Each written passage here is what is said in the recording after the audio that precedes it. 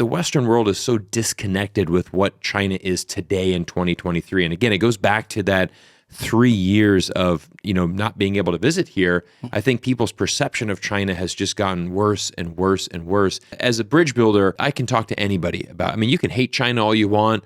Let's have a conversation, because I'm pretty sure I can provide some nuance to you, that maybe will open your mind up a little bit. Everyone, today's video is actually a full-length episode from a recent podcast I appeared on called The Honest Drink. The podcast is based in Shanghai and hosted by two fellow Americans whom I joined in their podcast studio to discuss a plethora of important issues surrounding China. In today's episode, we discuss the reality of decoupling from China, the current microchip battle, China's Belt and Road Initiative, and the future of US-China relations. Essentially, this episode covers every important topic related to China in 2023. For your convenience, I've added timestamps of each topic in the description below. If you want to learn more what China is really like in 2023, this is the episode for you. Cheers, Cyrus. All right, gentlemen.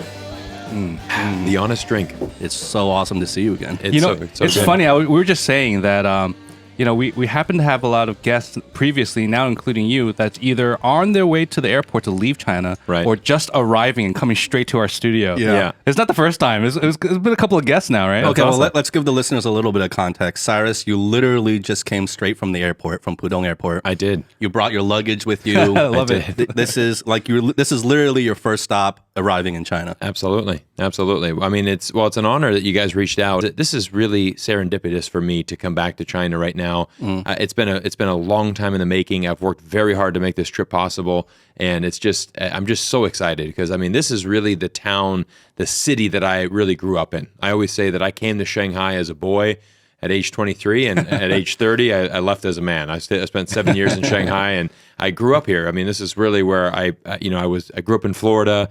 But for me, this was my first big job after university. This is where I bought my first house. This is where I met my wife. A lot of my big accomplishments in life and kind of what got me started in my life all came from Shanghai. Yeah. The moment you walked in the door, we can like Howie and I could feel your energy already. We can tell you're really excited to be back. I'm so excited. We don't know if it's just because you got off the plane. You're still running that adrenaline from traveling. I tell you, the adrenaline's gonna be running the whole time I'm here because it's just what's difficult is you have that 10-year multiple entry visa as American citizens, and so I'm trying to get back to China, and then of course the whole world changed. Right, the whole world changed in March, in early 2020, and immediately, all of a sudden, China's cut off, and we can't get back to China, and it's kind of cut off from the world. And I think that's when you look at China's history, in times of when it has been cut off from the world, that's when China doesn't do good. And same thing. If we have a lot of Americans and Westerners that are not understanding China, having the border closed is not a good thing, right? No. We need people coming here, experiencing it.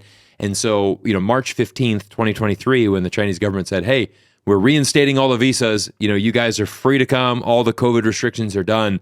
That was like Christmas. I was like, wow, this is great. I'm gonna, as soon as that happened, I was like, all right, let's put the wheels in motion. And here we are 3 months later, June 2023. We're in Shanghai and we're here on the podcast. What's the deal with you in China? What's the mission for this trip for you? So basically, I'm kind of here for about 6-7 days. Basically about a week. I'm going to visit 4 cities. It's going to be very action packed. It's going to be very hectic, the schedule. But when you have this kind of energy, I'm just like, hey, we got to tell this story. And the Western world is so disconnected with what China is today in 2023. And again, it goes back to that 3 years of not being able to visit here. I think people's perception of China has just gotten worse and worse and worse. My neighbor, bless his heart, he's an older gentleman, probably around 70, and he said, "Oh, you're going to China? Do you have enough social credit scores to go there?" I'm like, wow. He really said that to you? I swear. I'm like, wow. Well, the social credit, it's interesting. It actually applies more to companies as opposed to individuals. And he's like, oh, I thought it's like if you jaywalk in the middle of the street, the camera's going to send you and be like, minus 100. And, now you can't.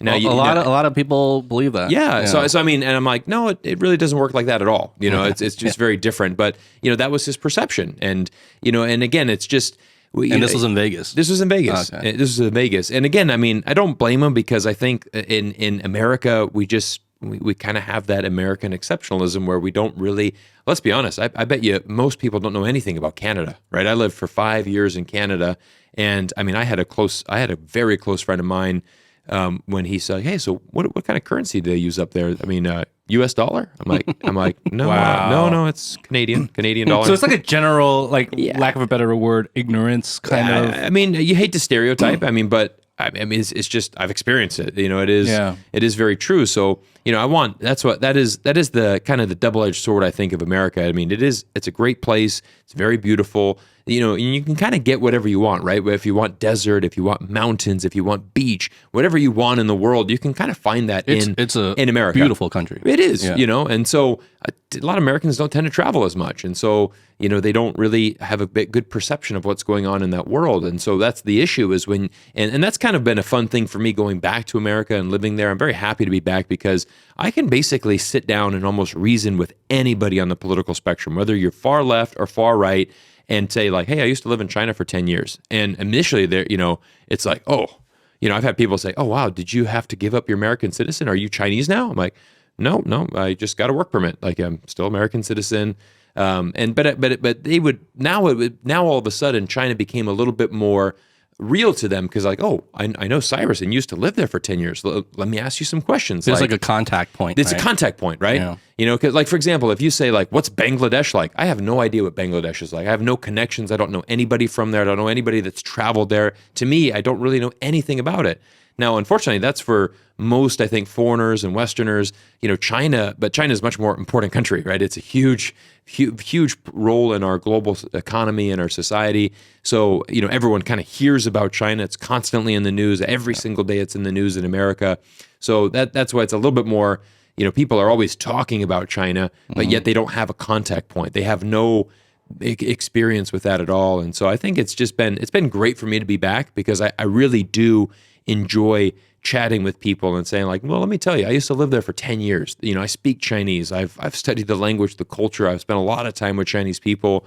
Yeah, it's probably a lot different than what you think. And let me just share with you some things. How long have you been back in the States now for?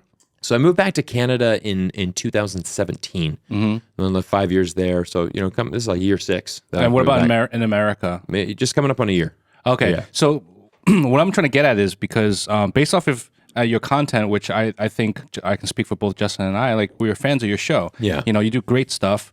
And one thing that I personally like to say whenever I speak about your show is that I do feel like you're not biased. Like you're trying to present facts, you're trying to present some anecdotes, but at the same time, it's like, look, that's what it is. You know, like you take what you want from it. I'm not trying to like convince you anything, right? Yeah. That's what I feel, right? Nice. Which I think is great. That's great. And so I'm curious because now that you're back in America and you've been away from China for so long and you have this message of building this bridge between the two countries, I mean, is it like this really uphill battle that you're facing every day?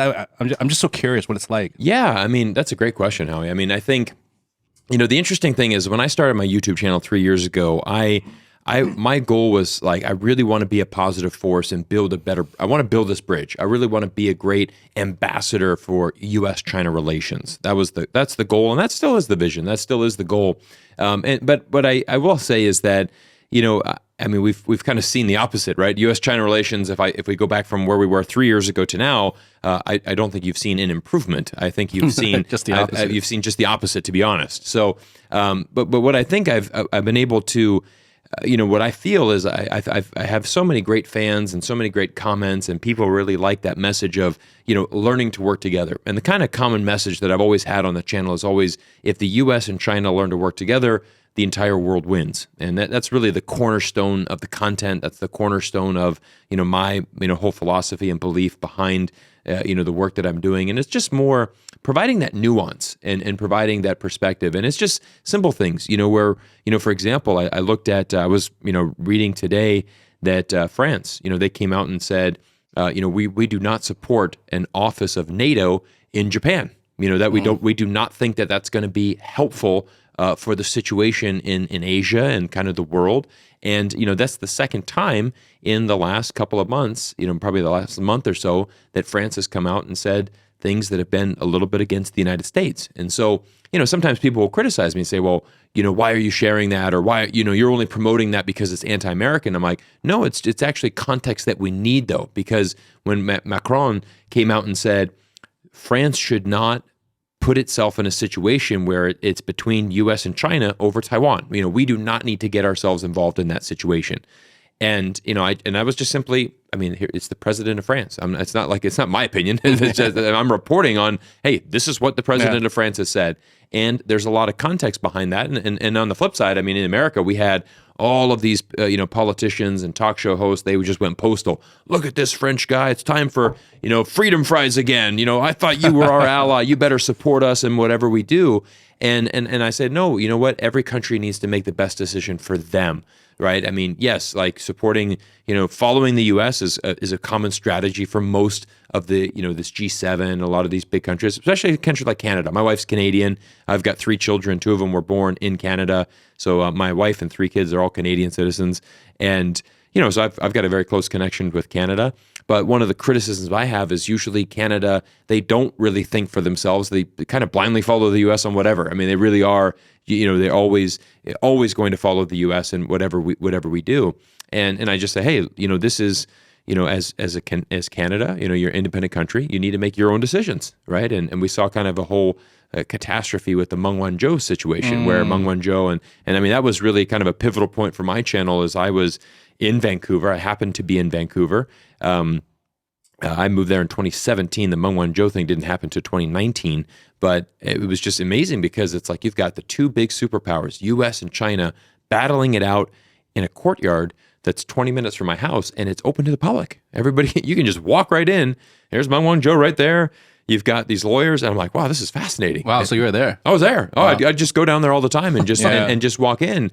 But it was also a really interesting thing because I started making videos about what I learned at the testimony, and what I noticed is that a lot of those videos did very well on YouTube.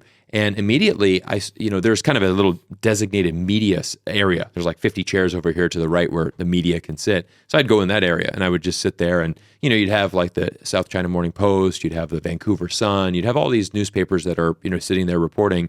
And then all of a sudden, like one guy's like, hey, I've seen your YouTube video. Hey, aren't you that YouTuber guy? And it's like, man, that last video you did got like 200,000 views. And so, like all of a sudden I really realized this, that, kind of the importance of YouTube and really how things have shifted, because now all of a sudden, as I kept going back, people started recognizing, hey, he's the YouTuber who's covering this case. He's the YouTuber that's making videos on this. And for me, it's great content, right? Like if the fans like it, the videos are successful, keep doing that, right? Yeah. It's a good strategy, right? That's why I made probably 6 or 7 videos about Meng Wanzhou. I talked to the #1 lawyer from Canada that was following it from day one. Fantastic, phenomenal. I just grabbed him outside of the court. I was like, hey, can I just do a quick interview with him? It's about 10 minutes long. And he just said, there's no way. Like basically they've got nothing on her. They're going to let her go. This is my prediction. And I'm like, hey, again, it's not my opinion here. I'm like, I'm not an expert. I'm not a lawyer. So, hey, this is the #1 lawyer that deals with this kind of stuff in Canada. Hey, by the way, he's dual citizen with U.S. Canada, so he knows all of this international law. And I was like, hey, great. Like, tell me, show me the insides. And he loves to chat. So it ended up being really good. Well, let me ask you, because I'm a little bit, I have 2 questions for you. First off, just with that court case, because I didn't really follow that case. What was the outcome? Well, the outcome is that basically it was kind of a win-win for both U.S. and China, because essentially she has a non-guilty verdict, but I think she had to sign, basically a piece of paper that stated that she did some things that were not correct. So it's kind of like the U.S. can basically, say like, okay, look, she admitted that she did this, but then China can say, well, at the end of the day, she's non-guilty. Like she has a non-guilty verdict, and basically they just dropped the charges and then off she went. Okay. And so life moved on. And life moved on. Yeah. Magically life moved on. But it really dragged out a really long time. And there's a lot of things that went down. Like for example, very basic things. It was amazing. Is when they arrested her, right? They actually had like 5 security guards. So imagine she's flying in from, I believe she flew in from Mexico into Vancouver, or no, I think she was on her way to Mexico. I think it was coming in. No, it was coming in from somewhere. She was coming in from Asia, landing in Vancouver, basically just in the transit zone, going to Mexico. And so she did not clear customs in Canada. She was, just transferring. But what they did is they had 5 officers go on board to the plane and arrest her, like right in the business class seat. Wow. Right. And so they had asked her, it's like, don't you think that's a bit excessive? And he's like, and in the court case, he had said, well, we didn't know if she had any weapons on her. We had to make and we had to make sure that our safety was paramount. So we needed all 5 of them there. And I'm like, any weapons? How are you going to bring a weapon on a plane? Like she's flying. She's flying like Cathay Pacific or whatever airline it was. I mean, it's a major airline. Well, they're treating her like a terrorist. Yeah, I mean, it was just, and so the other thing is they, they took all of her stuff away. They started questioning her without, they didn't give access to a lawyer. They were illegally questioning her. They took her, things like this, where it's just like, hey, we're in Canada where you have these rights and these laws that are in place, and you broke them. So there's, and that's 100% fact. Like nobody can deny that, the way that the Canadian officers broke protocol and did that. And one of the things that became kind of controversial, I was, when you go to the courtroom, you would check in and you have to, check all your stuff in. You can't have any metal or anything on you. And so I just talked to the officers there. I was like, hey, what do you guys think? And the guy was just like, this whole thing's a nightmare for us Canadians. It's like, literally, we're just doing Donald Trump's dirty work. And I was like, security guards were saying security guard said that. Oh. So what I do is I was like, so I just casually dropped that in an interview, and I just, my YouTube video. So I was like, well, I was talking to the security guard to say, and this is exactly what he said. So all of a sudden, all the newspapers are like, well, who said that? Who said that? Who's the quote? Can I quote this guy? And I'm like, well, it's not a quote. I'm just like, just casual conversation, but I had some newspaper reporters actually kind of attack me in Vancouver and write some nasty things about me. Of course, but that comes with the territory, right? It does. I think there was a little bit of frustration that, I know one of the guys, he has a very bad reputation in Vancouver, but he was a little jealous that here's this, YouTuber coming in and getting all these views on videos where, he's trying to, he's basically trying, he's trying to sell newspapers, so yeah. It's just kind of shows you, podcasts are the way. Podcasts, YouTube videos. I mean, this is where people are getting their news, and there's a big need for this independent voice. I think that's really important. Well, it's getting stronger and stronger. Oh, for sure. I Absolutely. mean, even just rewinding, a few years back, let's say even when COVID just first hit or right before it first hit, I remember having conversations with friends who, in the States, that follow media, traditional media, very closely, certain like Wall Street Journal or New York Times, for example. And anytime you bring up any type of podcaster or YouTuber or whatever, they're like, oh, well, why do you watch that? Why do you listen to that? You know? Yeah. It's like they don't fact check. They just talk, right? Yeah. I'm like, well, have you watched some of these people? Like some of these people are coming in from like really knowledgeable areas, Well, even the mainstream media fact checking is questionable these days too. So questionable. Absolutely. Yeah. But yeah, go ahead. But this leads directly to kind of what I want to ask you. As successful as your YouTube channel has become, like how do you keep a balance, right? Because like I know with this like US China stuff, it's really easy to go down a certain path with that, especially when you're getting positive reinforcement for the content you make, right? Yeah. And how it's so politicized, and so like you can really find yourself going down a certain path or a certain hole. What's your method, or do you have a method of trying to kind of stay balanced with the whole thing, given that you're going to have people who really support you, you're going to have your critics and haters, of course. For sure. How do you deal with all that, and how do you make sure the content you're putting out there is still on brand for you in terms of really trying to bring the world together and not just so one-sided all the time? That's a great question. I mean, I think you really have to, try to look at it from both sides. And I think that's where, for example, I'll give you a great example is when we look at situation of Taiwan, right? Like this is a very controversial topic, and there's in the United States, I mean, we have a very much a mentality of we need to arm Taiwan, we need to sell them more weapons so we can deter. You always hear that, and so I've kind of taken a stance of, well, I look at it a little bit differently, and I have a unique position that I haven't really heard many other people say, and I feel that there's China relies on Taiwan just as much as we all do, right? Every country in the world depends on those microchips coming from Taiwan. And I think that China's not stupid in the fact that they're going to act irrationally. I don't foresee China just one day waking up and saying, you know what, send in the troops. Like, we're just going to take it over this morning. Like, that's just like a flip of a switch. Because the other thing that's difficult is, and what we've seen with the Russia-Ukraine war, is that, the world would certainly unite against China. They would condemn that. But the thing is that, it would really erase a lot of the 50 years of economic progress that China has built up. And the other thing is I don't think people really understand, for again, when you look at, we're in China, 1.4 billion people here, they look at Taiwan and that is their brothers and sisters there. It's not like it's another country that it's like, Thailand, for example, where they don't, it's like, oh, that's a completely different people. I mean, they speak the same language. You have so many connections between Taiwan and mainland, with families. So, I don't see China really, invading Taiwan. I don't see them doing that because, internationally, every country in the world, including, not every country, but, by far the vast majority of countries in the world, including our home country, they recognize that Taiwan is part of China. You already have this very unique circumstance called the status quo that has kind of perfectly works for everybody, and it has been worked for many years. And I think when you listen to the thing that we have to really, have to get our heads around is you listen to some of the better people in Washington that have a more solid head on their shoulders with real experience. I'll give you an example. A gentleman by the name of Ryan Haas. He works for the Brookings Institute, I believe it's called. It's a think tank in Washington, D.C. I've had a chance to meet him. Him and I were both in Vanderbilt University, March 2021, giving a keynote speech about China. And we had a chance to chat, and it was great because he served in Beijing underneath the Obama administration, for many years. Speaks Chinese. He has a lot of on the ground experience. And when you listen to a guy like this speak, you hear him, and essentially he's saying, there's a couple of things he said was really interesting. He said, number one, the United States has predicted 10 out of the last 0 invasions of Taiwan, right? Like we've basically, we're always sounding the alarm bells, but actually China's never really done anything.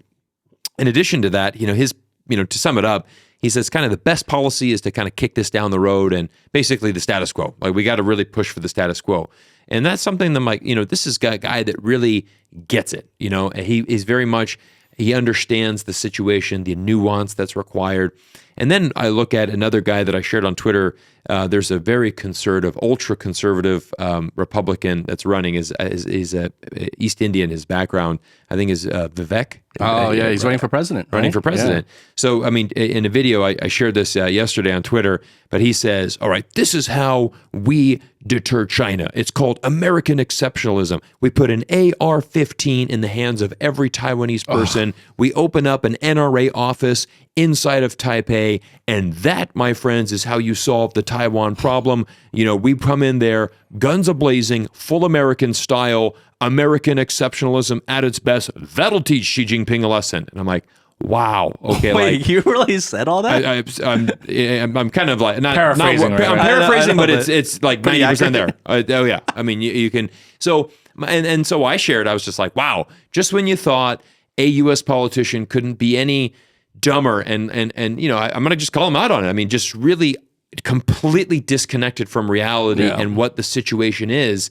You have a guy like Vivek come along that just spouts this nonsense. But here's the issue, and this is the issue. What we see, Justin, is that he is appealing to the very far right conservatives in America. And at this point where we are, right, this is June 2023, right? We're less than 18 months away from the 2024 election. So for him, he is trying to garner those votes. And so you think it's strategic? It's strategic. I mean, maybe he really believes in that, but I mean, he knows saying something like that, well, he's going to certainly rally all of the very far right conservatives that are 100% want more guns in America and love that Second Amendment. Well, he has to rattle the boat, right? Otherwise, he doesn't stand. Well, he probably doesn't stand a chance either way. But like he doesn't. But he needs to make some noise. He right? needs to make some noise, and that's unfortunate about our political system. What we're gonna, where we're getting into this, 18-month long just slugfest where basically every politician, you have to be extreme, right? How else are you going to stand out?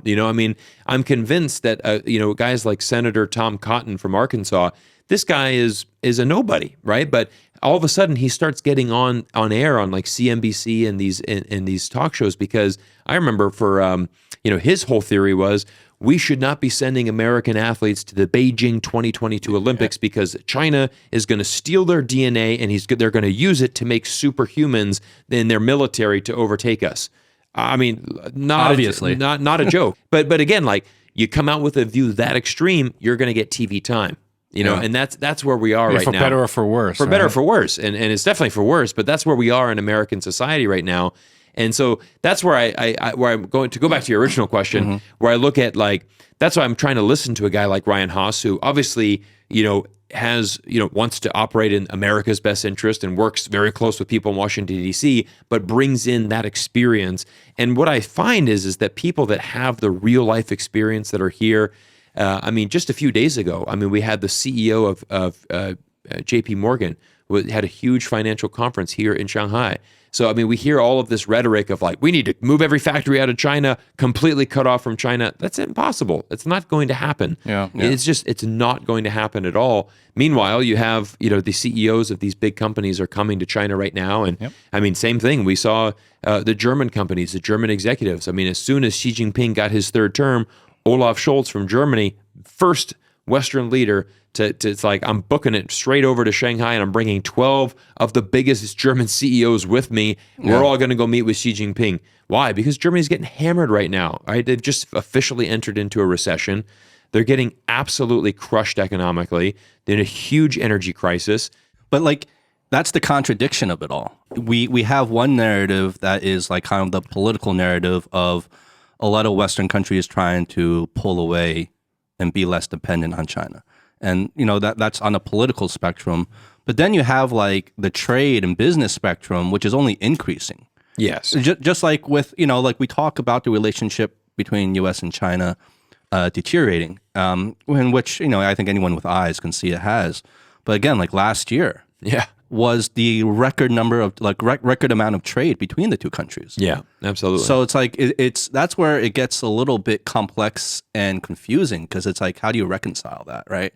Yeah. And then it makes it much harder to also kind of predict future events, because you don't really know which side is going to win out. Is it going to be like the political stuff? Is it going to be the business and economic stuff? Yeah. Because they don't always go hand in hand. And and in this case, they kind of run counter to each other. And that's why I always say, as I say, politicians are going to be like Vivek. They're going to say things to get votes. And that is one of the downfalls of this democracy. And again, please don't take me that I'm anti-democratic. I think democracy has been a very successful form of government. But I'm a very big advocate that it's not the only form of government, right? There's, every country needs to figure out what is their best system for them.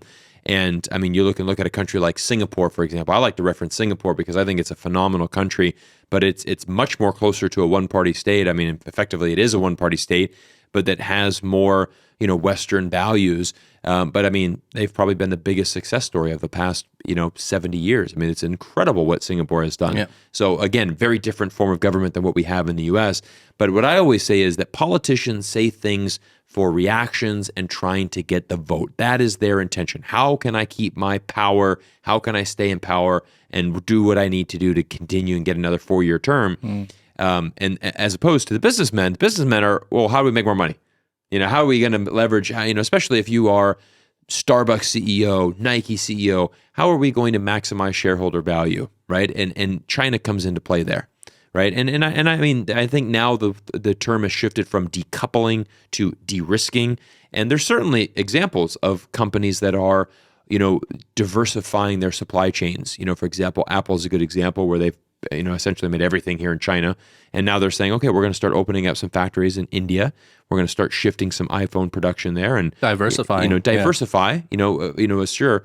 But even that's being said, they said within, 3 to 4 years, we can probably make up to 20% of our iPhones in India. Okay. Well, the other 80 is coming from China. So yeah, you can diversify a little bit, but 80% is, it's your whole, that's the vast majority. So, you're still relying very much on China. Yeah. China's still going to be, this vital piece to our world economy. And again, that's why it goes back to the central mission of, how do we find a way to work together, right? Even the best financial experts then that really understand all of this trade, they realize, there is no possibility of us ever decoupling from China. That is an impossibility. Anybody that says that doesn't understand how our global economy really works. Now, certainly we can de-risk and we can, open up, again, Apple, okay, we're going to open up some factories in other places.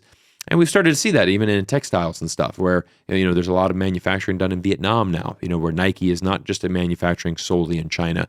But the issue is, well, and I've done a lot of research on this, is that it's very hard to compete with China because China, from the logistics, is so and all the raw materials, most of the raw materials come from China anyway. So do. even if you produce in Vietnam, you got to ship all that raw materials train to skill throughout Vietnam. these years. Yeah, and then there's the production capacity aspect of it all. Exactly. So it's not as easy as just like, well, let's just build the same factory in Vietnam. It's not as simple. Do you think it would be? I'm asking a question here. I don't have the answer, but what do you think if the media were to talk more or put more focus on, let's say, economic trade and just like what Justin was saying, that last year was the biggest year for trade between China and the U.S.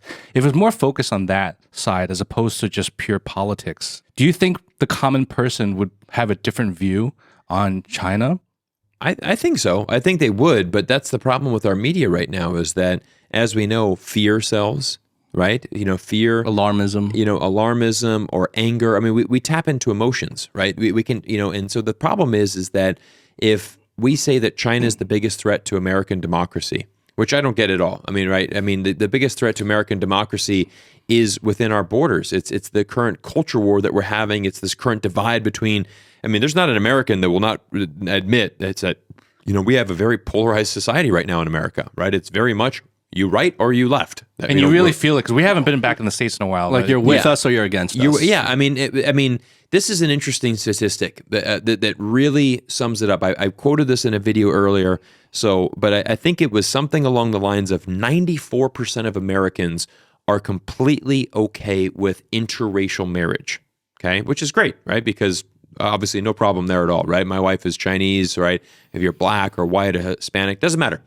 94% of Americans across the board completely accepting of interracial marriage, but it's inter-party marriage that has now become the deal breaker. Okay, so that's the issue. Is that basically Democrats? I think it's something around the lines of like I think it's a little bit more for Republicans. Let's just say these numbers are a little bit off. I know the 94% for the interracial marriage, but basically it's something high like 60 to 70% of Republicans say I will not support my child marrying somebody of a different political party, and then it's Democrats is just a little bit below that. But it's essentially the vast majority of both Republicans and Democrats are saying that is the pivotal issue for me.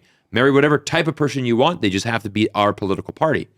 And so you see this divide that's happening in America where, and you see this very much on TikTok and Instagram where, you have, if you are a Republican, well, you start subscribing to these very pro-right groups, and then all of your news feeds is basically one echo chamber. It gets so easy. I was actually talking to Howie the other day because I was on Instagram, and before my Instagram feed was very positive, very innocent positive. It was funny memes and stuff like that.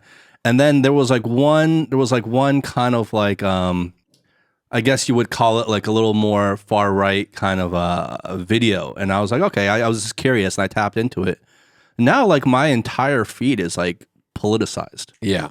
And it's just that easy. And then you get sucked in, like you said, to that echo chamber or that mental diet. Right? Yeah. And I saw this one clip that kind of went viral, for the conservative group. And it was basically a gentleman comes up to the door and he's wearing a mask and he just knocks on the door. He said, "Hi, I'm whatever my name is. I'm running for, city council." And the guy's like, "Are you a Democrat?" "Yes." "You can leave now." And so and everyone's just laughing and it's like, haha, that guy told him so. But that's where we're at, where it's just what's your party? "Oh, okay, I'm a Democrat. I don't want to speak to you at all." That's where the line is drawn. That's where the line is, and so, my thing is I as a bridge builder, I'm willing to, I can talk to anybody about, you can hate China all you want. Let's have a conversation, because I'm pretty sure I can provide some nuance to you. that that maybe will open your mind up a little bit. Or and depending on, I don't really care if you're a Democrat or Republican. At the end of the day, I look at you as an American, right? I mean, that's what we have to look at. That's where we've lost it in America, is that when it was Trump versus Hillary, it's like, good versus evil. It's like, well, who's good, who's evil? I mean, both sides are kind of saying, depends on who you ask. Yeah, but it's kind of both sides are saying the same thing. I'm like, well, it's a choice between an American and American, right? And at the end of the day, like, for example, Joe Biden's our president right now. If you didn't vote for him, well, you know what? He's still your president, right? I mean, we still have to respect that position. That's one thing I was always taught is, no matter, that's not when he's like falling everywhere. Yeah, it makes it hard to respect him when he's falling. No. I mean, it's still like he's our president. I mean, I agree. I mean, I'm joking. No. I mean, it is difficult for him at his age. I mean, I have I think everybody has legitimate concerns over him, being able to do the job at his age. I mean, and that's where I'm just like, gosh, I hope in 2024, I mean, I think it'd be really sad if it's Trump versus Biden again. Yeah. It's what do you think it's going to be? What would be your best guess right now? I don't know. I think DeSantis is really going to be leading the Republican Party. But I mean, the problem that I was reading an article the other day that he is bringing in, like he wants to form his China committee, if you will, and the guys that he is bringing in, I mean, one of them is Gordon Chang, I mean, and so it's like, well, okay, we're going to have now Gordon Chang, an official guy, with a link right to the president and the White House. I mean, this is just, I mean, you can't find a guy that's more disconnected from reality, regarding China and just the nonsense that he spews. And I mean, you got guys, for example, there's another guy that's frequently on the financial channels in the U.S., a hedge fund manager named Kyle Bass, who, his claim is that China has specifically genetically altered the COVID virus, and he made it so that it would be more deadly towards Caucasians, right? They basically genetically altered this that Asians would not be that susceptible to it. And I'm like, when you're on national television spewing this, like, you're out, man. That you've completely lost any credentials or any.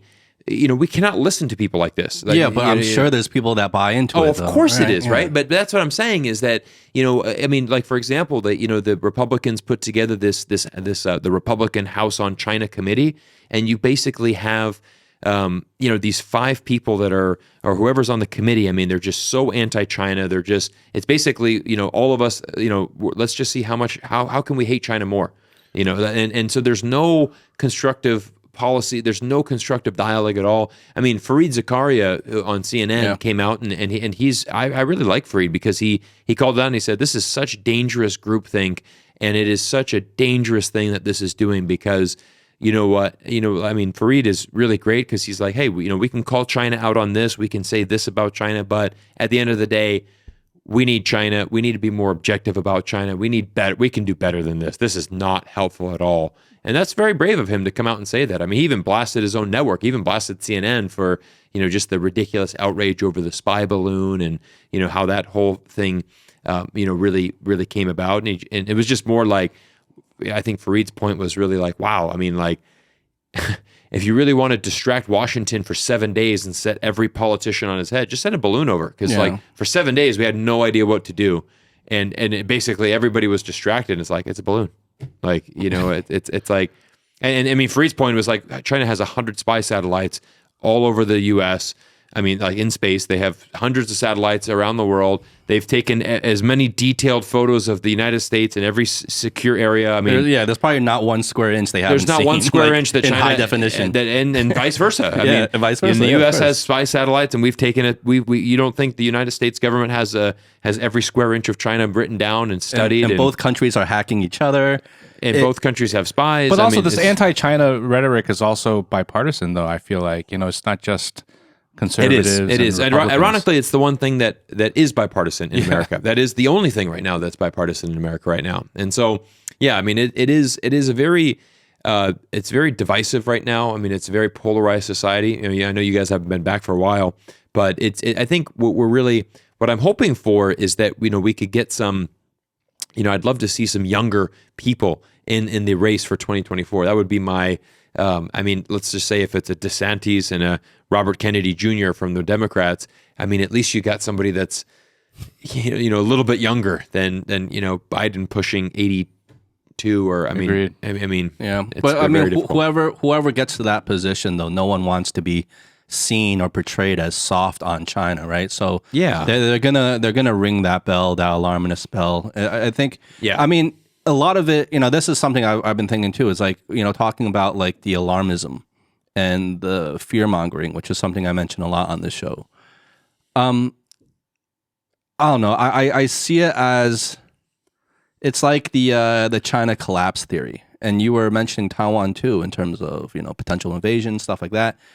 People have been saying that for decades now. Yeah, absolutely. And then, but like it reminds me of the saying, like even a broken clock is right 2 times a day. Right. So the thing is, like, if you keep spouting that like alarmist thing, whatever that thing is, like whether it's China's going to collapse any minute now or whatever it is, eventually there's going to be problems and crisis right down the road, and there's going to be conflict, and then people are going to be like, see. I was right, even though like they've been wrong for like 10 years straight. Right, exactly. So it's like it's still like that broken clock that's like right 2 times a day. You're right. I mean, that's the playbook for Gordon Chang. I mean, he wrote The Coming Collapse of China in 2001, and here we are in 2023, and China hasn't collapsed. And I mean, it's again like, if China were supposedly to collapse, then I'm sure he'd come out and be like, "See, I predicted it. I was." Isn't there that guy? I've seen him on the podcast, Peter Zehan or something like that. Peter Zehan. Some crazy guy. He's also saying the same thing. I haven't really followed him, but I've heard a few things he said. Yeah, I mean, he's definitely a lot more well researched, and certainly a lot more. He's definitely a lot smarter than Gordon Chang. Gordon Chang just really goes down these conspiracy theories, and he's not a very. I mean, it was the same thing where, for example, I remember him saying something along the lines of, I think, with the United States, we should sanction China. And I think, as soon as we sanction them, then that means all of the Navy vessels will immediately become American property. I'm like, what does that even mean? Like, that doesn't even make sense what you're saying. Like, no, that doesn't work like that. Like, it was just like so far from reality where it's like, you really can't take the guy serious. Yeah. Like Peter Zian, I think is that he's a lot more well-educated and a lot smarter. So, I mean, he has his theories that, that, like, for example, I mean, China's got some big issues that it's going to have to work through, right? I mean, as for example, we know that it has a very low birth rate. We know that the workforce is going to be declining. The population of China is declining. So how is China going to deal with that, in the next 10, 20, 30 years from now, right? They're going to have, 200 million workers basically retire in the next 10 to 15 years, and that's going to shift the whole economy around a lot. I mean, we're seeing right now record youth unemployment, right? 20%, of unemployment amongst the youth. I mean, that's a major issue. I mean, I don't try to step around these issues and pretend that they don't exist. I mean, but that being said, I mean, this was an interesting thing where I was, again, talking to my neighbor who had asked me that question, about my social credit scores, and he said, he's like, Cyrus, does China have enough food? Like, can China feed its people? Like, I think that's the major concern. I'm like, well, you know what? I mean, like, I told him, I said, hey, you know what country does not have a lot of issues that they're facing right now? I said, look at the United States of America right now. All right. Our homelessness issue is through the roof. We have a massive drug epidemic that's going on, but just the cost of things in America is outrageous right now. I mean, it is truly unbelievable. I mean, for example, I took my 3 kids to Subway, okay, for lunch. So let's do a little test here, okay? So I got a foot-long turkey sandwich, okay? Then so my twins, they split that, and then I got a little 6-inch ham sandwich, okay? 1 foot long, 1 6-inch. 1 6-inch, 1 foot long, 1 6-inch, and I got they got. Was it a meal? Like it come with? Wasn't a meal. Okay. Just the sandwiches. Just a sandwich. Okay. Okay, just the sandwiches, and then they each got. I don't want them drinking soda or anything, so I got them water bottles. So they brought their own water, and then I got 3 cookies for them. So 3 chocolate chip cookies, a 12-inch, and a 6-inch. Okay, those 3 cookies are going to put you over the top right there. Hold on. So how much did that cost? How much Total did that bill? lunch cost me? $21. $18. 32. Damn. $32 At Subway now? At Subway. So this is in Las Vegas. $32. Well, you can go into like a real restaurant and have a meal for that. It's insane. Well, I don't know, not now, but like I mean, dude, real restaurants. Real restaurants are crazy. So, I mean, I gotta show you. Okay, so that's one. That is all right. So that's Subway. Okay. Now I will say there was like now they have an option there where you can tip. So I tip like so I think it came up to like $28, and then I tipped like 15%, so it was like 31. You know, because you feel you got to tip these guys. Well, I mean, they're not it's a making tipping anything. culture. You It's a tipping culture, right? Yeah. So with tip, $31, $32, somewhere around right Is around there. 15% tip where it starts? Is that the lowest? 15 is like I thought it's 20 now, though, isn't it? it's kind of 20 now. It's like Right. 20, 22, 25, Yeah, it's right? very- But okay, but here's another one. I mean, this is mind blowing, right?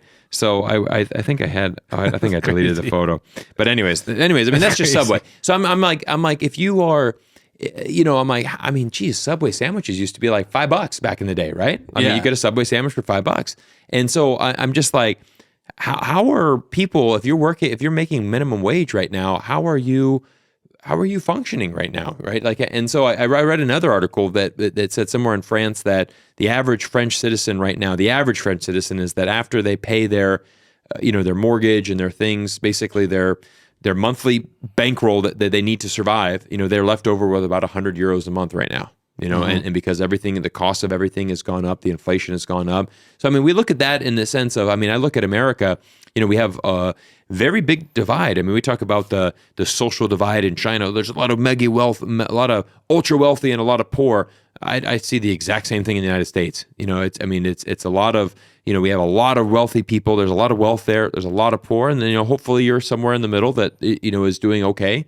But I mean, it's well, I think like that's where like every country's got a lot that they're dealing with. Yeah, is my point. exactly. And I think like a lot of the I don't know, I get the sense that like for content creators like yourself, a lot of the criticism for like I think like well-meaning people. Obviously you have like real toxic haters who are just like not connected to reality like you said. Those are easy to ignore. But I think you also have like well-meaning people who also feel like, hey, you're just looking at the positive things about China. There's a lot to criticize here. And that's absolutely true. But I don't think that's the point though. Like I honestly don't think that's the point. There's definitely a lot of criticisms here. But the point is, well, not the point, but the reality is there's a lot to criticize anywhere you go. Right? Yeah. But the bigger problem is the division, right? That's the headline here. Right. Is the demonizing and the division and even the misinformation. And yes, there's good and bad things about every country, and there's certainly good and bad things about China.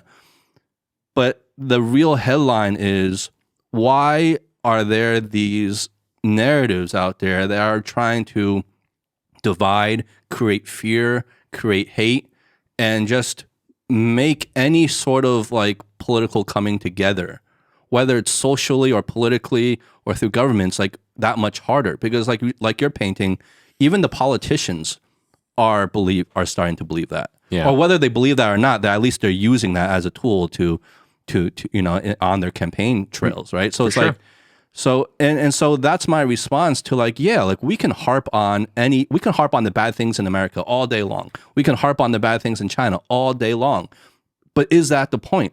The point is we need to come together, and I think, and this goes back to my earlier question of like, how do you try to check yourself? Because I know within myself, because I see that the kind of anti-China narrative is so strong out there, I try to correct for that and dismiss a lot of that. But as you try to dismiss a lot of that, inherently, you're going to be viewed as very pro-China, right? Because you're trying to dismiss a lot of the anti-China stuff.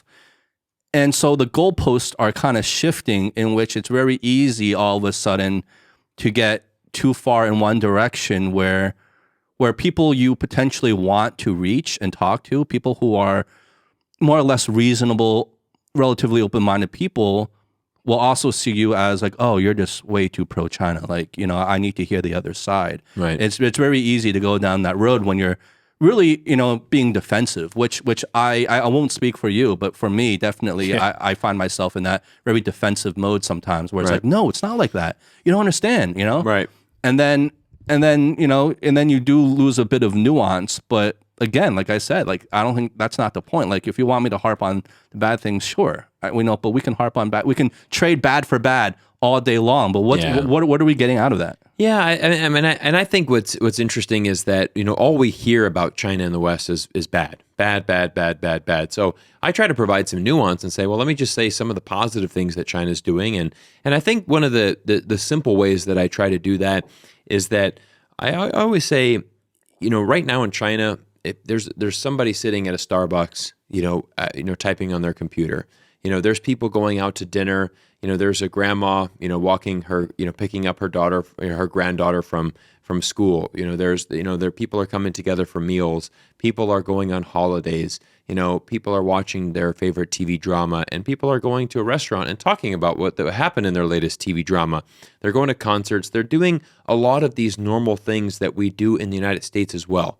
And so that's where I think one of the interesting things that I point out is that in America, government and politics tend to be a very popular conversation piece, right? And even if you are in a group with, let's say a lot of conservatives, you tend to be like, well, did you see the latest thing that the left tried to do? And it becomes a kind of a topic point. Meanwhile, in China, I said, the reality is that your average Chinese person, they're not talking about the government that much, right? It's not like it's like, well, did you see what Beijing did today, honey? Well, yeah, I just saw that new policy. That it's like you just no, they're not obsessed with it. They're not obsessed, and there's certainly an argument for that in the sense that there's a one party state here. It makes sense for them not to be obsessed. Yeah, I mean, it's just like it is what it is, and that's all they know as well. So it's kind of the same thing where what I always say, look, all as an American is a two-party system, right? We only have one additional party than China, right? It's not like Canada has 5, right? Canada has 5 parties. So that are 5 legit parties. Whereas U.S., you can have maybe the Green Party or something, but I mean, it's really only 2 parties. It's really only 2 parties for real, all things considered.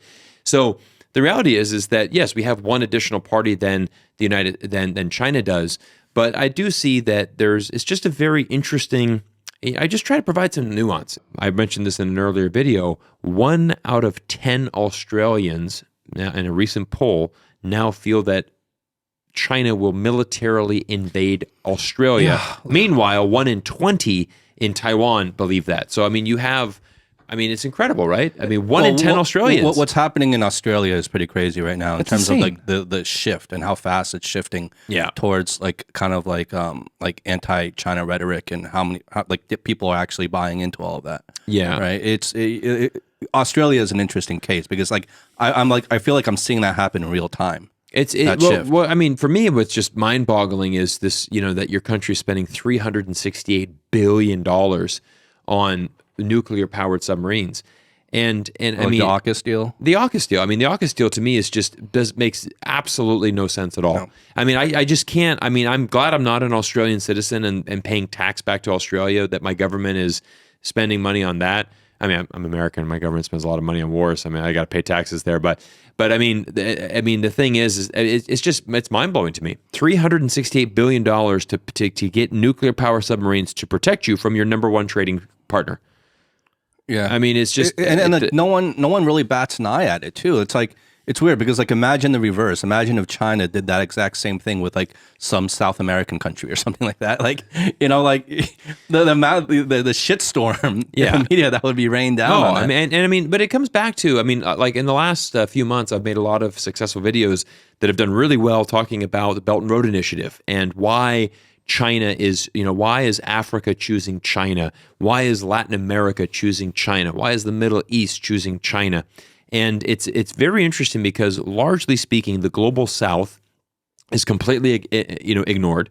I found an amazing poll that I think it was from the Pew Research Center where it said 77% of the world now views China in a negative light. 77%. For that survey, they interviewed 30 countries. Every single country was from the global North. It was essentially the U.S., Canada, the EU, Australia, and Japan. Yeah. So it's like, okay, this is not the world. You're not even close to the far world. forward. They represent a very small percentage of the population of the Very world. small percentage of the population. So that's where I make the videos where people will say, Cyrus, you're too pro-China. I'm like, no. Listen to this. Is if you have a survey that says 77% of the world and you block out South America, Africa, Southeast Asia, and the Middle East, that's by far the vast majority of people in this world. Yeah. And I mean, that's where, again, like if you let's just pick a random country, Bolivia, or any other country, these small, Nigeria, just like, smaller countries. It's like, what do you want? Of course I want to do trade with both the United States and China. And I mean, it was a great interview with the Barbados Prime Minister, who I really like. Is she's very outspoken Prime Minister, and I remember BBC was interviewing her, and she just basically the BBC interviewer had said like, well, how do you feel that you're making this connections with China? Like you're in the United States backyard and you're doing a deal with China. First of all, everybody in Latin and South America absolutely hate it when you say you're in the United States backyard. Because it's like, no, we're not. The way you frame it, right? The way you frame it, it's like we're not in anybody's backyard. We're an independent country. Like we're pets. Yeah, we're not. We don't own you. Yeah, geographically we're located close to the United States. At the end of the day, we're an independent country. And she's just basically called the BBC interviewer out, and she said, well, I would hope that the BBC interviewer would have a little bit more respect for the prime minister of this country, that I can make the best decisions for my country. And again, she said, why do I want to be involved? We're Barbados. We're a tiny country. Of course we want to do business with both China and the US. We're not picking sides here, but so it's the same thing where, I mean, again, I can just give more and more of these examples where Marco Rubio, senator from Florida, is just like, well, you know what? We're not going to be able to sanction anybody because in a few years, everyone's going to be circumventing the US dollar and trading in other currencies. And that's not going to allow us to sanction everybody. Well, it's like, well, yeah, that's kind of the point, bud. Like that's why people are making that shift. I'm just reporting on what's happening. Why did Brazil and China just sign a massive currency deal where they're going to start doing trade, and not using US dollars? I just want to bring back a little bit on that Pew Research that you brought up, because I recently attended this talk from an NYU professor of basically his thesis. Well, he brought up the Pew Research, and I saw like the stats, and the first question that came to mind was, just like you said, why are they only focused on those countries as opposed to the rest of the world, like especially the Southern Hemisphere? And that was discussed. But what's interesting, the point I'm trying to get at is that this professor did an independent research to basically for China to see exact same countries. What's the Chinese perspective? Oh, okay. Reverse. Nice. Right. And I thought you might be interested in this. Yeah. So what was interesting was the statistics came out, and generally speaking, of all the countries, I'm going to put U.S. to the side for now, but all of them were either neutral to positive. Yeah. Right. Like still. But explain clearly what you're talking about. You're talking about the Chinese perception of these countries? Right? Yes. Okay. So basically the Pew Research was the other countries' perspectives on China. And like Cyrus was saying, a lot of them was negative, mostly negative, especially the United States was like 70-something%, right? Yeah. And it was obvious that the United States was the biggest, like the biggest market, with UK barely behind, right? Yeah, but maybe they say everyone was pretty negative. Yeah, but in general, everyone's pretty negative. And then the reverse came back, and I'm not talking about United States, but all the other countries like even like Holland, Germany, Spain, whatever, etc., Japan, they're either negative or middle, like neutral, or positive, right? With Germany being the most positive, being like, yeah, Germans are good, which is interesting, right? Yeah. Amongst Chinese people. People, yeah. And the demographic is quite wide. I'm not going to go through all the details, but it's a wide demographic of all ages, from like 18 to like 50 something, et cetera. Right. First tier to third tier cities. Anyway, so what was interesting was all the statistics were pretty much like neutral to negative to positive, but then you got to the United States, and that's the only statistic where it mirrored. So it was exact same. Yeah. It was like 70-something negative towards the United States. So it was like, whoa, that's the one common denominator between the two. We hate each other. Yeah. Well, and I think what's difficult as well is, and I can, I've seen this a lot, even on Chinese social media, right? I make videos on Chinese social, Douyin, Bilibili, Xigua, and I've seen comments from people that have just like, we don't like Americans anymore. I don't want to watch your videos anymore.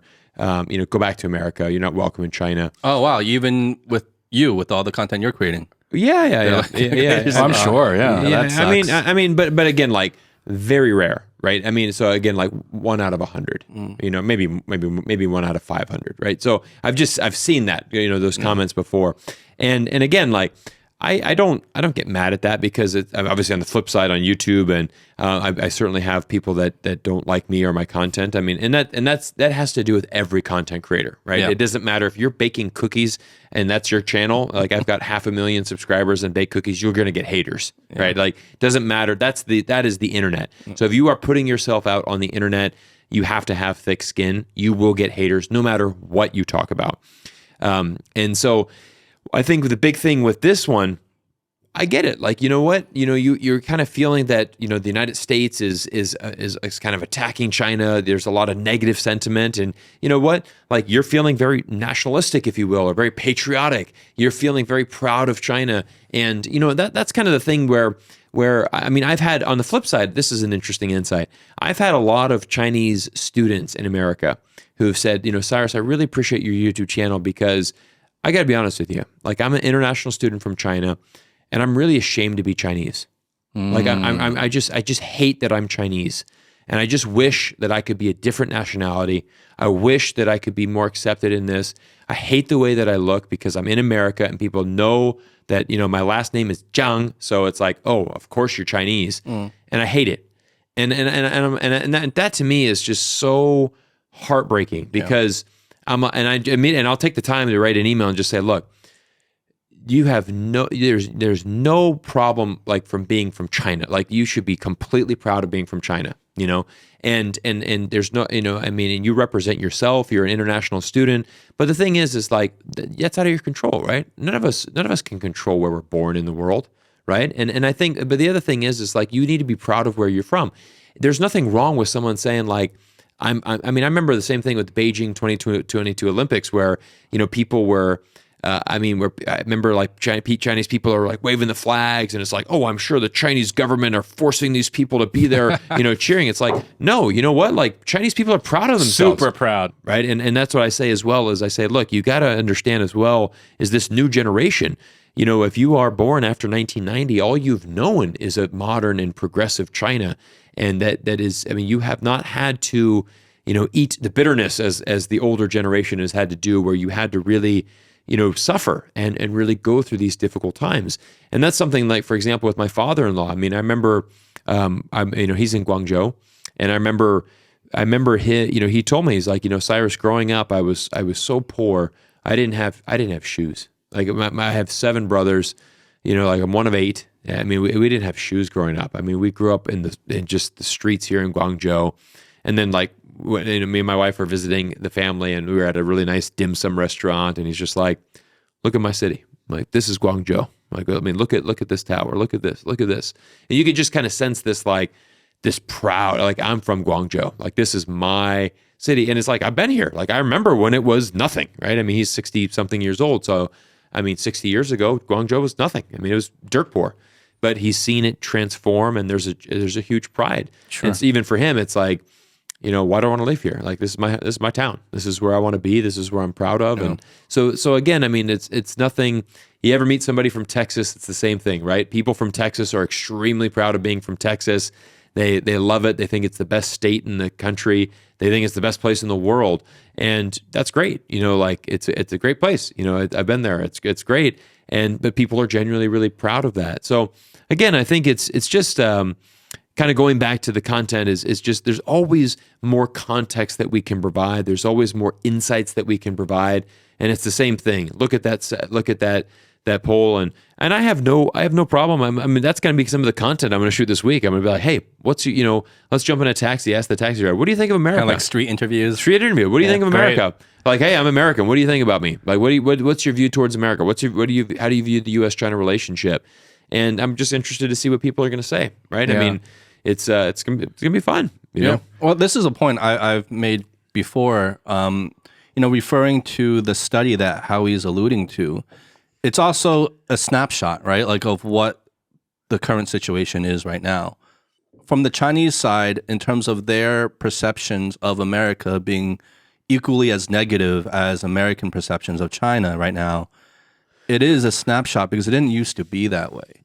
It didn't. And I don't see these things just manifesting in a vacuum out of thin air. I think in the way I've seen it, because I feel like I've seen it shift in real time with all the years I've been living here. Yeah. It is a reaction to all that negative media coverage of China from the West. It is. It's a direct reaction to it. And the timing Absolutely. of I'm sure if you go back and I don't know, I haven't done this study, The but I'm sure. statistics were out comparing, I think it was like 2008 to this recent 2022 poll.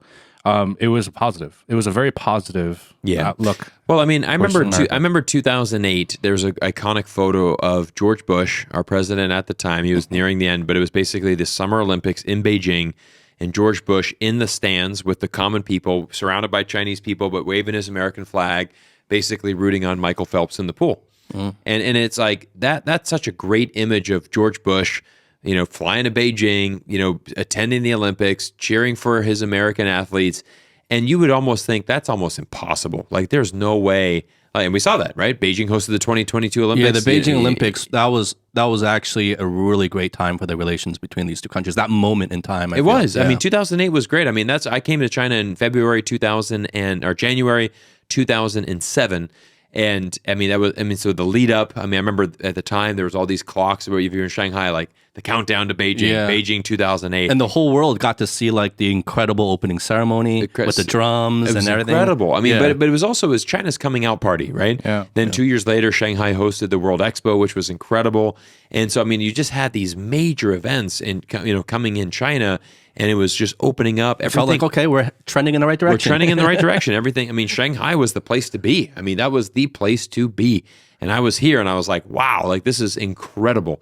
And I mean, it was just, I think a lot of the U.S.-China relationship, unfortunately, it kind of starts with the U.S. and China's very reactionary. That's what I always feel is that, for example, you've seen the dislike for China has increased. It's increased first from the American side, and then as a flip side, now Chinese kind of, okay, well, look at all this negative media coverage that you've been doing, and I mean, COVID didn't help. I mean, and just it was really difficult. I mean, I remember, but it's also the local media really pushing that agenda. Yeah. So it works both sides. It does, and it really does. But I mean, the problem is you get defensive. You get very defensive. You do get defensive. I mean, and it is difficult as well because I remember, there was a German reporter that was working for Deutsche Welle, and remember the floods that happened maybe a couple years ago. And so, anyways, he goes to the flood area.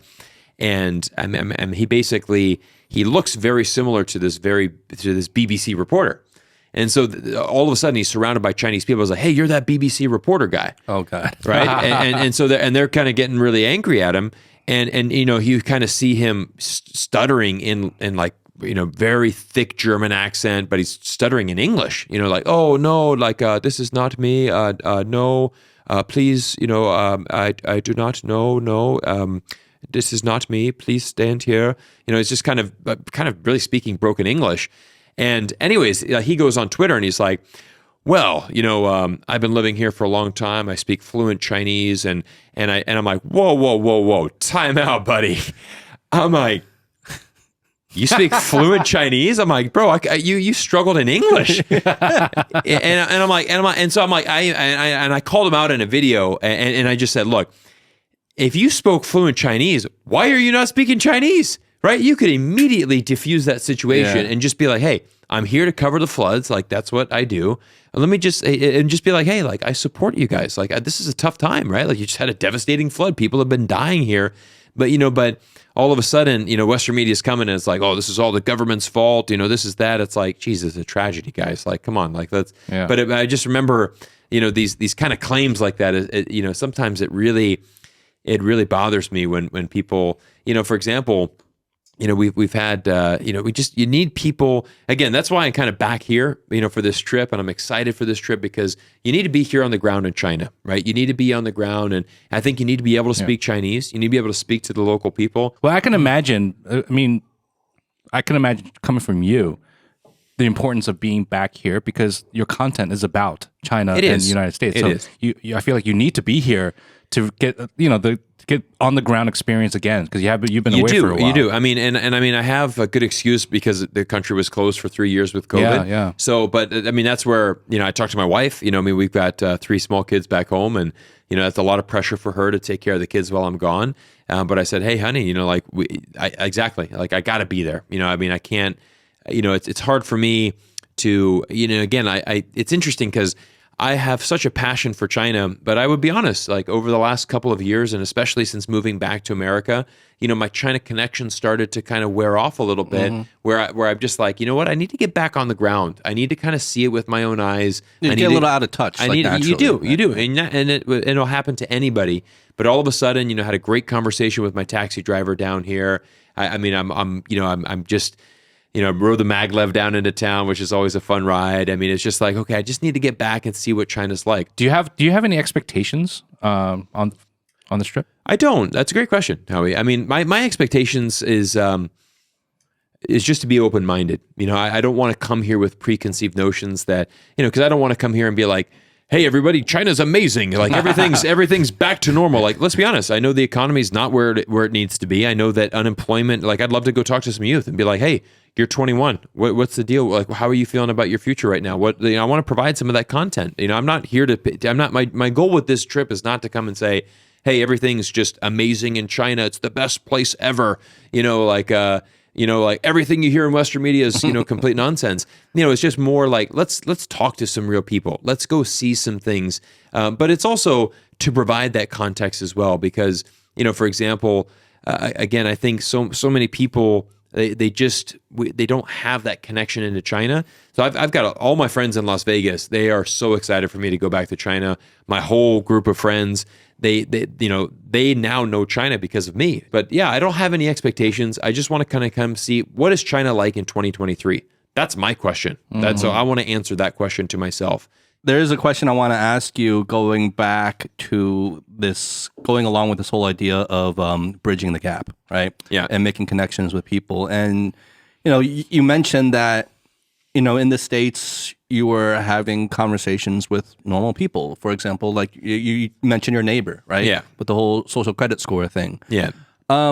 What is typically, how do those conversations go typically? I mean, do they end up well? Is there some sort of like logical kind of back and forth where you guys like there's something you feel like you've achieved something? Yes. Or does it not usually go well? I tell you, I mean, I can honestly say I've been back in the U.S. for 10 months now, and I've yet to have a conversation where there has not been progress made and there's not been that person leaving the conversation with more nuance and a little bit more perspective. And I'm talking like I'll speak to this far right on the political spectrum and as far left. I mean, both sides. We'll speak to a variety of people. Now, for myself, I kind of grew up in a more conservative household. I grew up in like a Christian household, and even my kids. We send them to a Christian school in Las Vegas, and so the community there, as you can imagine, is almost all Republican. Very very Republican, very right, which you would tend to think would be a little bit more anti-China, and the interesting thing is I think what people, the first thing that's always nice to kind of open up with is, as I'll always say like, oh, I used to live in China for many years, and kind of the first question is like, oh, do you speak Chinese? And it's like, I do speak Chinese. And then people are like, oh, that's awesome. Like you speak. So that's kind of like the first little entryway in there. There's like a true curiosity there. Yeah, right? because it's like, wow, you speak Chinese. I'm like, I do speak Chinese. I can speak Chinese, and I have a great passion for China. I actually run a YouTube channel about U.S. and China. And then the next thing is kind of like, oh, YouTube. Like a lot of people are like, wow, like I heard like, a lot of people are doing YouTube full time. Like you can make money on YouTube. Like you can. I'm like, oh, it's a legit career. I mean, it's a great opportunity. It's a great business. I mean, yeah. I mean, I love YouTube. I love China. I love speaking Chinese. And then it's always like, well, what about this in China? And so so it kind of I'll pique their curiosity, and then I'm like, yeah, ask me any question you want to about China, right? And so it usually kind of goes more along the lines of, well, when you were living there, did you feel this really big pressure from the government? Like you're just under the communism every day, people everywhere. There's machine guns in the streets, like Head everyone down walking down the street. Head downs right? walking down the street. Like, are there armed guards on every corner watching your every move? Do you have to surrender your U.S. citizenship? How is it to feel the pressure of the government on you every day? That's kind of normally where the story goes. And for me, it's always like, well, no. I mean, to be honest, your life in China is very normal. It's very normal. I mean, again, if you're just living a normal life. I mean, if you're an expat there, you've got a job, so you're working your job, you're doing your job. You're making friends. I said, the nice thing about being an expat is it's a very lively community. You're usually going out a lot. You're meeting other expats. You're meeting other Chinese. Well, I think the bottom line is just that, like, coming from the States, where I grew up, and now living in Shanghai, like. Life is more similar than it is different. And I think if there's any one message to kind of get across that would kind of frame it in a way I think people could more understand and believe, it's true. It's just that our lives are more similar than they are different. Yeah, and we want to exaggerate these differences. I completely agree. Life in China is more similar than different. I mean, what freedoms do you not have here? When you're working here as an expat or something that you don't have back home. Sometimes people say, well, what about guns? In China you don't have guns, and I say, you know what? You're right. And no, I'm not a big gun fan. I've never owned a gun. I think I've shot a gun maybe once. It's just not. I'm not a big fan. So for me, I'm like, well, here's an interesting perspective for you. I said, in China, you can go out at 2:00 in the morning. You can go out with your friends to a bar. You can walk out at 2:00 in the morning. You can have a nice watch on. You can be wearing brand name designer if you want. You can have a wad full of cash, although China is cashless. But I mean, you could walk out with your wallet, your nice cell phone, your watch on at 2:00 in the morning at any street in Shanghai, and nothing will happen to you. Yeah. Okay. You cannot do that inside of any major city in the United States, right? You're not going out past 10 a.m. rolling like that, or 10 p.m., right? Yeah. You're not. The equivalent is New York City. You're not doing that in New York City. Yeah, you're not doing that in New York City. You're not doing that in Atlanta, LA, Chicago. Yeah. I mean, you're not doing any major city. You're not doing that, right? You're not going out looking like that at that time. So I said, you're right. There is no guns there, but you enjoy. I said, let's be honest. Like the school shootings is a very personal thing for me. I think it's an absolute disease. It's unfortunate. It's an incurable disease that will not get solved in the United States, and we're the only country that's infected by it. And so for me, I'm like, I will happily trade in my right to own a gun to live in a society where I don't have to worry about that. I mean, as you guys know, I mean, our gun violence is absolutely idiotic. I mean, it's just beyond stupid. It's insane. You cannot wrap your head around it, and this is something that. For you guys living here, and when I lived here for many years, I mean, and even for me in Canada, I mean, it doesn't exist. You don't have to worry about that. That is not a fear that you have here. Yeah. And so even some people are like, well, that's an interesting perspective, that you don't, have that, because obviously, for example, at our school where our kids are at, we're having fundraisers to have armed security guards there. Because and so we do. I mean, we have armed security guards at there with. This is in Vegas. This is in Vegas, absolutely. And I mean, and my Canadian friends are like, "Are you serious? Like, you're sending your kids to a school with an armed security guard? Like, he's packing heat?" But I can understand. And I'm like, yes, because you're in America. That's exactly because the alternative is even scarier if there aren't any. Yeah, I mean, absolutely. Like, I definitely feel better having an armed security guard. I mean, yeah. Don't get me wrong. I'd love to send my kid to a school where we don't need that. We're in America. You need it. Yeah. Because that's the unfortunate reality of America. You know what's insane? It's like I'm having conversations with my wife. We are recent parents, right? So we're having conversations about, okay, well, in the future, let's go back to America, for schooling and stuff like that. But I'll tell you, my first thought in my mind was that not the America I know now. Like I feel a little bit more wary, meaning guns. Yeah. Period. Yeah. Like we grew up around guns, Yeah. It's not like guns is a weird or new thing for us, but it's the idea of mass shootings and the statistics that have come out with mass shootings is insane. It wasn't really like a thing when we were growing up. It's insane. No, I mean, I graduated high school in 2002. And I remember Columbine was 1999, Yeah. right? So that was my freshman year of high school. And I mean, that was really... That was like our introduction to That was the introduction, right? That was really the first mass shooting in a school. I mean, that rocked the entire country. I mean, absolutely was a massive deal that we all went through. But I mean, we're so out of touch with... I mean, the problem with America right now is that, you know, you have a mass shooting and it's like, well, thoughts and prayers. You know, and I mean, like, all right. And then the next day you kind of wake up and it's kind of good. It's Thoughts and prayers again. Until the next one. No, it's done. You know, I mean, because it's so frequent that's happening that you can't, you're so desensitized, right? Yeah. You can't have that reaction like 1999 in Columbine, because in 1999, we'd never seen anything like that. That was impossible. Yeah. And then all of a sudden this mass thing shows up and it's like, oh my gosh, like that shell-shocked America, you know, for months. And now it's like, well, there's a mass shooting. It's like, oh, it's become normalized. it has. And so, you know, so I think so again, like sharing that message about China is always providing that nuance. And people say, you know, well, you know, like, what about free speech, right? Like you can't go out and say that, like, you know, the president, you know, like, you know, what's so great about America is that I can go out and say, you know, Joe Biden's an asshole. You know, I can go out and say that and no one's going to give me any beef about that. And I'm like, yeah, but it's also, I said, you're definitely right about that. Okay. But there's kind of two things on that. Number one, great. You get to say that. What does it do? Doesn't do anything. You know, okay, maybe you release some personal steam. What does it accomplish? It accomplishes nothing. The second thing is that in China and in Asian societies in general, right, we have the system of meritocracy and respect, right? Asians are very different than that. I mean, I remember I saw a bumper. I took a photo. It was a car, and it says, like, you know, Donald Trump is a pussy, you know, and it had it. I mean, plastered the full size of his back windshield. And I took a photo of it to show in a video, and I'm just like, yeah, this is America. You know, this is like, you have the right to do that. I guarantee you, Chinese people are not going to look at that and be like, wow, I really wish I had that freedom. Yeah, they're not going to envy that. They're not going to envy that. They're going to be like, wow, that's pretty sad of you. They're almost going to look negative on you. Kind of like, wow, that's really sad that, like, that's what you want to do with your car.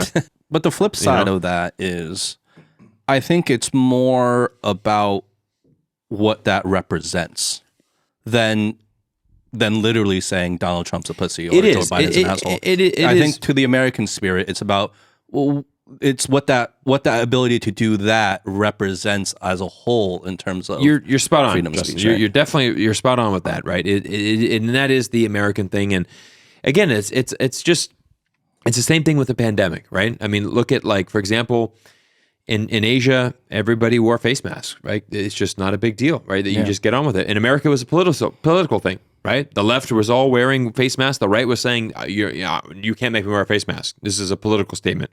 It's just a really interesting thing. But I mean, as far as, I mean, I think we just have so many misconceptions. Yeah. You know, and I mean, many people are just like, man, I wish Chinese people would have the right to vote. You know, if Chinese people could vote for their president, it would be so much better. Here's the interesting thing. I've spoken to Chinese people, and one of the things that they've said is they say, you know, voting for your president is that's a huge responsibility.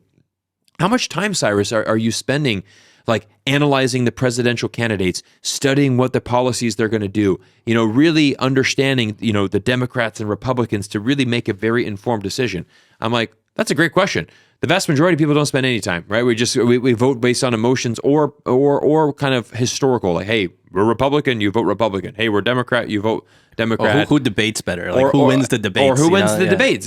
But it's based on emotion. Yeah. And that's the same thing where, like, people look at Donald Trump and it's like, well, how could Donald Trump get elected?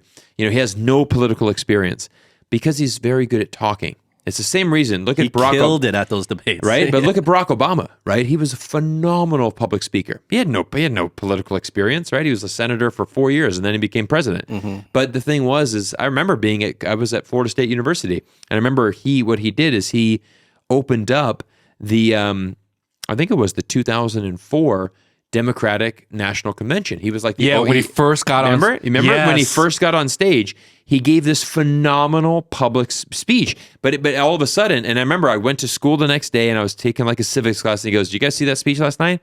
Barack Obama's going to be our next president. Yeah, I remember that vividly. Yeah, But he gave this incredible speech that just captivated America. He's so well spoken, and it's your ability to control a crowd, your ability to gain that attention, and if you can do that in America, you can be president. Oh yeah, you can get anywhere. You can get anywhere.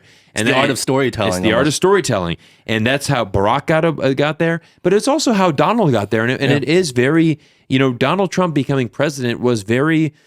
It's exactly what America needed, needed and wanted, because that is representative of a large part of the. I mean, he won the election. He beat Hillary. On paper, there was no way that he should have beat Hillary. Do you guys remember that leading up to that election? I mean, no one thought he had a chance. Yeah. It was basically like, all right, let's get our. He was seen as a joke. No one took him seriously. I mean, even until like the election day. Yeah. Everyone's like, well, this is going to be history made. Hillary Clinton, first woman president. Get your pantsuits ready, ladies. Like Hillary Clinton's coming, and then all of a sudden it's like the votes are coming in, and I think that's typical of a lot of societies. You have blind spots as a whole, as a society as a whole. You have blind spots because.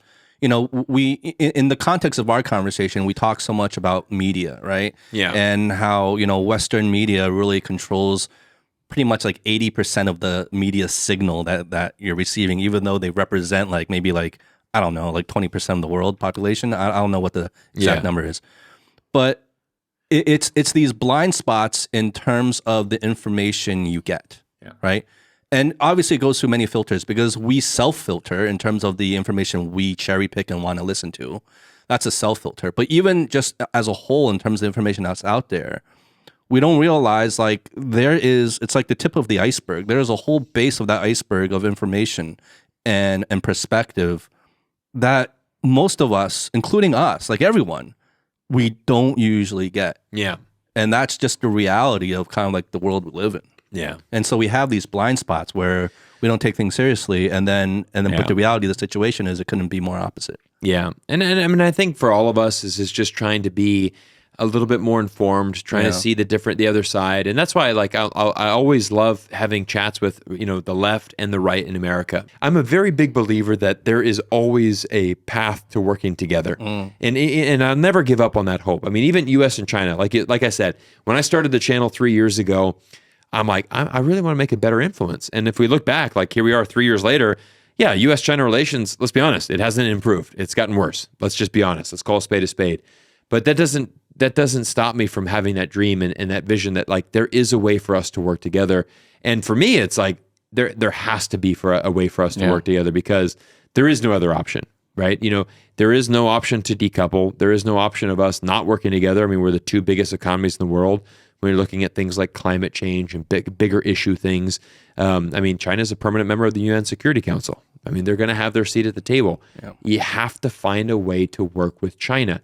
Yes, it's going to be different. There's certain things about China that's very different, but it's also, that's what I'm hoping to do on this trip is provide a little bit of that nuance as well, where, we have this perception in America that like, here's 1.4 billion people every day just wishing they could vote for a president, every day wishing they had democracy. No, you know what they're wishing for? They're wishing for the same things that millions of Americans are.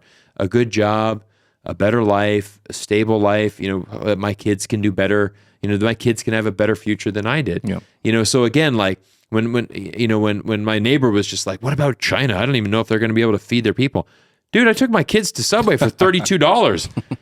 I don't even know if I can feed I don't know if I can feed my kids for, it's like, come on, bro. Like, geez, I'm like, it's Subway, it's like, let's focus on the issues at home. Like you go, you know what I mean? Like, let's really, so focus on these issues, you know? I think we all need to be like, we all need to stop being so obsessed with the other side. And like, and whether you're Chinese, we should focus on our own internal issues here, right? And whether you're American or from any other country, focus on your own internal. Like we get so obsessed with these things that we really have no control over. It's like it's almost silly in terms of it's like become entertainment for us now in terms of to watch. But don't forget, it's especially it's an American thing. It's more so than other countries.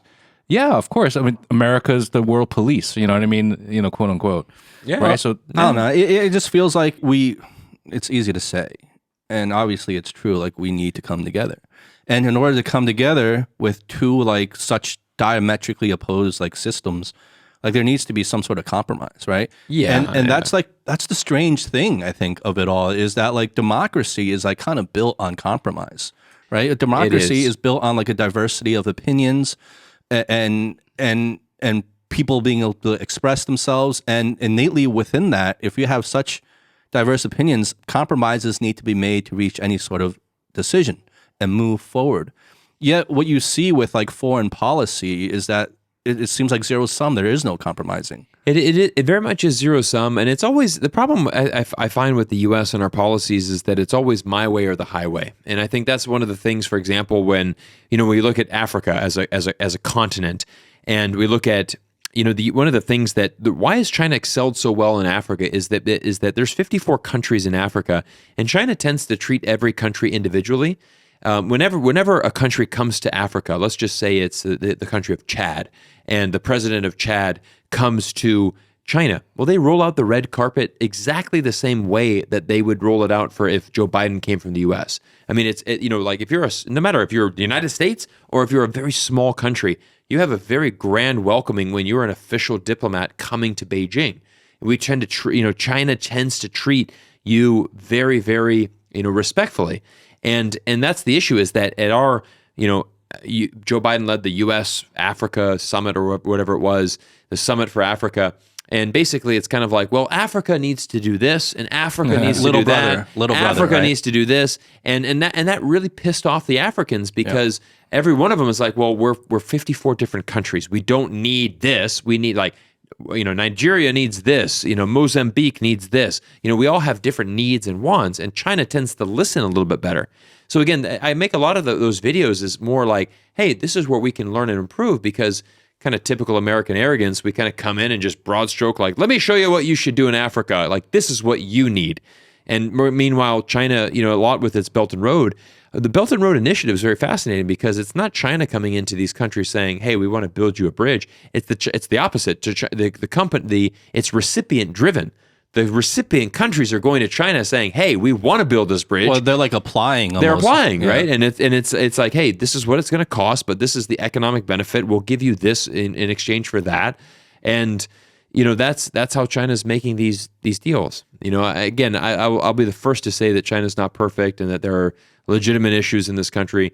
But again, it's very hard for me as an American to criticize a lot of these things when I see the U.S. doing the exact same thing. And that is kind of where I'm at there. Well, the hypocrisy is pretty obvious. We talk about human rights. There's massive human rights violations in the United States all the time. It's ridiculous. So, and I think that's where, we really have to, the best thing that the United States can do is be that shining example to the world, but we're not. Just these beating of these war drums. We talked about Taiwan. Remember, this whole thing of like, there's going to be a Chinese invasion by 2025. 2025 is the big deal. Where did that number come from? It never came from a Chinese official. Never came from China. It came from a U.S. Army, a U.S. military general who said, well, in my gut feeling, I feel that China's going to invade by 2025. Well, that timeline, that prediction has changed over the years. Yeah, now it's like 2027 or now. Well, before 2025, it was even earlier, I think, like decades ago. But the problem is that, so I said, well, great. So now we're making foreign policy decisions based on one guy's gut feeling. And the thing is the interesting thing about that is the timing. And this is, again, going back to how the U.S. operates, is that was coming up, it was like a couple weeks before the budget had passed for the federal government. And all of a sudden, like as soon as he said, okay, we're going to be with war in China, China's going to invade Taiwan by 2025, all of a sudden, boom, we're going to allocate more money now towards the budget, towards the military. Now our military spending is over $1 trillion a year. So, you can kind of see him almost thinking like, hey, I need to increase the budget here a little bit. Let me just kind of throw out this 2025 date. Now we got more funds allocated there, a little bit of urgency. That's unfortunate. That's the system. That's the system in America. Well, this reminds me of something that our last guest said on the show, which was he was a professor of politics here in China, Joseph Gregory Mahoney, and he was saying that the American intelligence agencies and the military-industrial complex are really the only part of the American system that really deal with long-term planning. because the entire rest of the political system changes every 4 years. Yeah, right? yeah, absolutely. That's a good point. And and I had an insight from a somebody that had a very close connection to the foreign policy in the United States, and basically said one of the issues that you have as well is that people that are working on foreign policy between U.S. and China, that are working inside the United States government, they're paid the most because that's the most important job, right? That's the most important relationship is U.S.-China. So he said you have a lot of issues of people that are, for example, that have experience on U.S.-Mexico, but they're kind of like, well, I want to make more money. So, can I apply for that job for China? And so you have a lot of times where people are necessarily they're being appointed into roles that they don't really have a lot of credentials for. I mean, like, for example, if we have a United States ambassador to China, I mean, this guy's got to be fluent in Mandarin. I mean, it has to be. I mean, there's a tremendous amount of Mandarin speakers inside the United States government. But I mean, you got to get somebody that's switched on and really understands the language and really understands that culture. I mean, we cannot have somebody that does not. I mean, how do you be an ambassador to a country and not speak that language? We've been talking, but I want to understand, like, what's your outlook for the future? Like, realistically, as a human being, as a parent, what's your outlook for the future? Because, like, does it feel, and I've said this before in a previous episode, like, does it feel like the work you're doing is just throwing a snowball into a building fire, Right. Given, like, what Howie was alluding to earlier in our conversation, this massive uphill battle you have with what you're trying to accomplish. How do you see this playing out in the next few years? Like, what's your optimism level? What's your pessimism level? Where do you think how this all is going to unfold for you? Unfortunately, I would say that I really feel the United States is moving towards a conflict.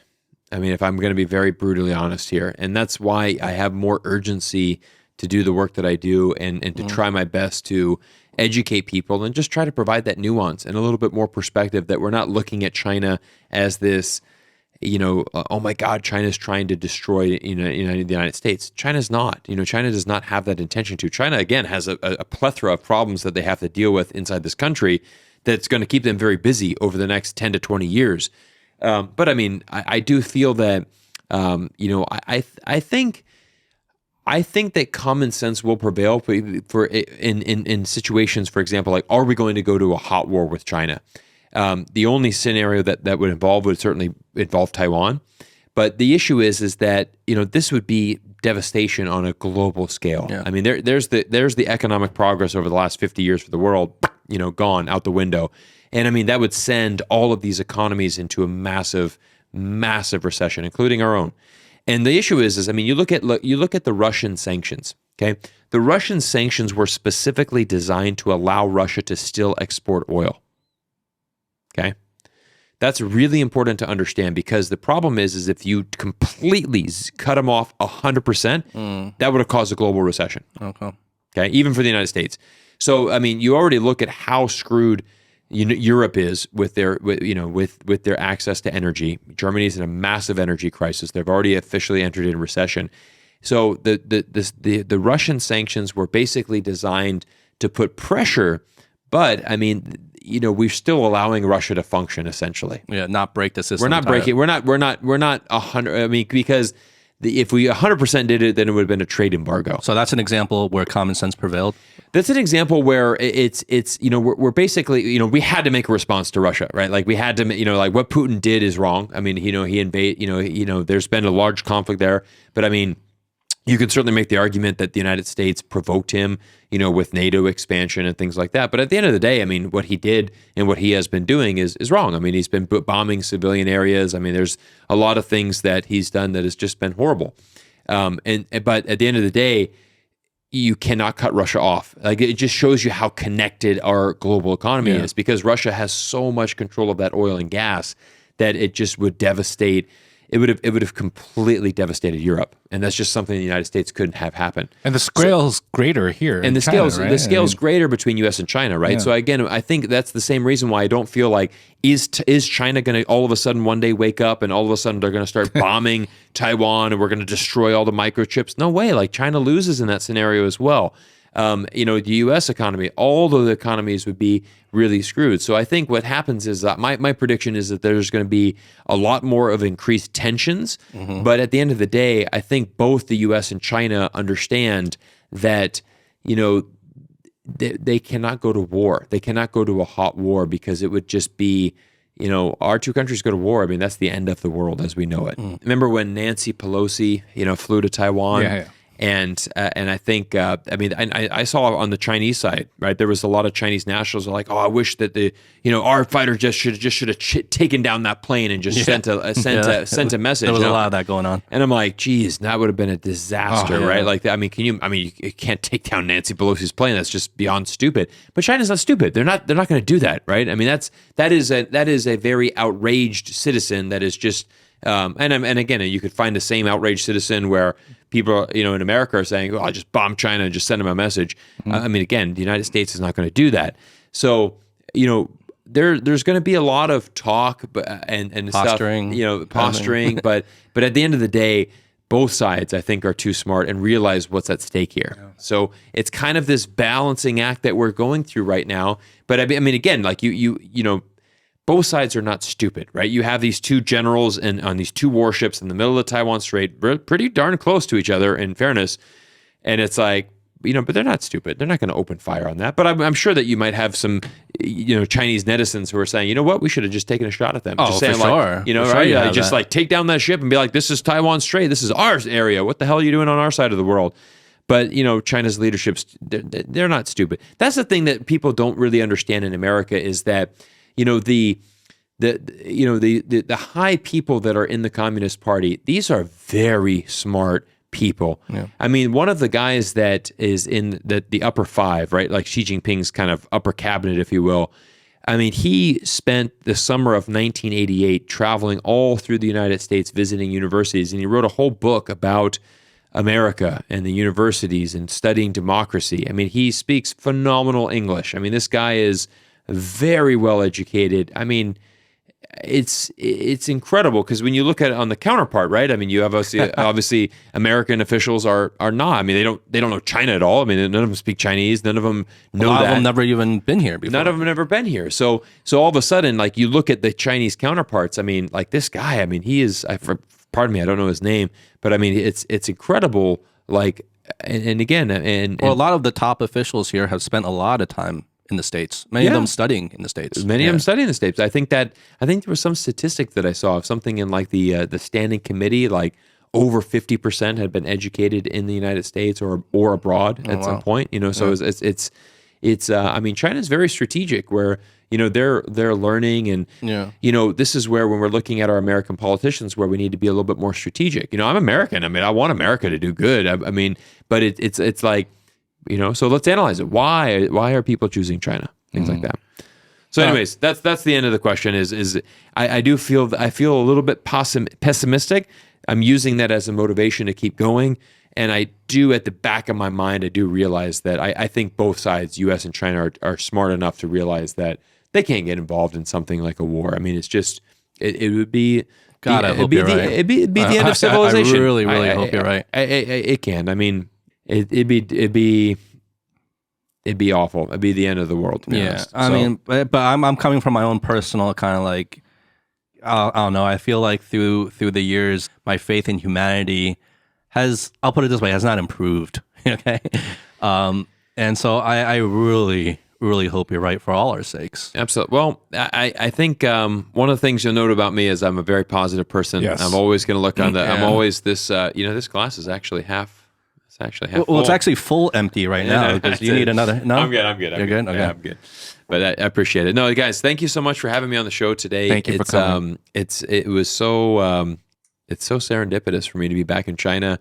And Justin, shout out to you, buddy. I mean, you sent me a message like 24 hours ago, and you're like, "Let's make it happen." Because I saw you post last minute, you're coming here. I'm like, "Oh yeah, you're coming." Okay. And well, the funny thing, I'm like, if the only way that I can do it is I got to see you first. Like, I got to just come right in. Like, I'm not even checked into my hotel. I'm going to bring the suitcases. Let's just bang it out. Let's get the podcast out.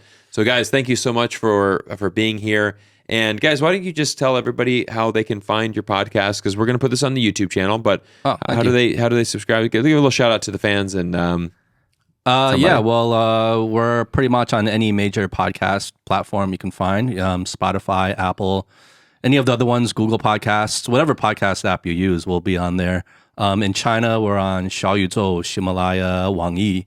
Perfect. Yeah, and we have a little YouTube channel, but it's not really our main thing. We're mostly an audio platform, yeah. Fantastic. So we're going to put we're going to put the links to everything, right? We'll put all the links to the podcast, to the YouTube channel. Vice versa, everything. We'll put that in the description. So guys, Justin, Howie, thank you guys so much. It's so fun to come here, have a couple drinks with you guys, and be here in Shanghai. You have a beautiful studio. Thank you. That is in the heart of like the the downtown of Shanghai, but in kind of the old alleyways. Yeah, it's a wonderful little neighborhood. It's a beautiful neighborhood. You should neighborhood. check out some of the restaurants out there when you walk if you're hungry, because I know you haven't eaten yet. Yeah, definitely. I'm going to be grubbing it up in China for sure. Thank you so much for everything you've done, not only for me, but just the content you make. Appreciate it. Thank you so much for making the time to come here on our podcast. I know you have a tight schedule. But man, thank you. I think you're just a wonderful human being, and everything you do, I support. So thank you, man. Thanks, man. It means a lot. I'm so glad we can spend some time together. Yeah, it was awesome. All right, thanks, guys. All right, that was Cyrus. I'm Justin. And I'm Howie. All right, be good and be well. Peace. Peace.